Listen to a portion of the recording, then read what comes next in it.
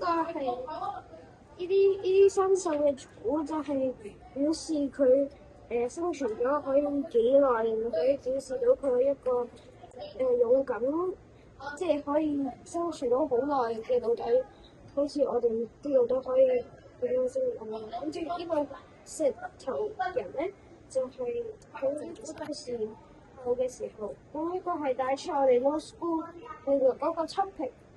關於我哋古代嗰啲嘢咧，就可以令到增強我哋嘅知識。呢個草嘅係斜下落嚟嘅，就可以令到我哋知道喺知識入面其實係仲有創意嘅，喺知識入面創意到唔同新奇嘅嘢。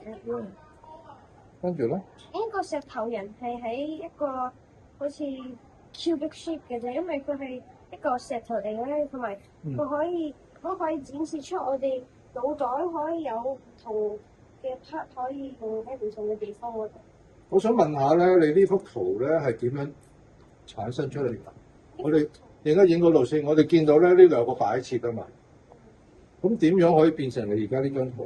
呢個係你用咗10幾分鐘㗎啫喎。呢個係喺 Grok AI 嗰度，我哋平時喺呢個 Grok AI 去產生點產生啊？你影咗張相？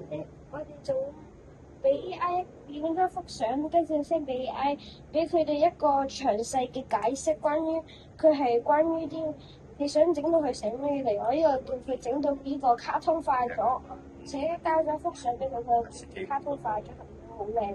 真係好靚！我哋不如影清楚個畫面。有你可以 show 俾我睇下。我就好靚，而家你係用咗好短嘅時間。你叫咩名啊？劉浩洋。劉浩洋。咩班啊？5C8。Very good。唔該晒你。好，繼續努力。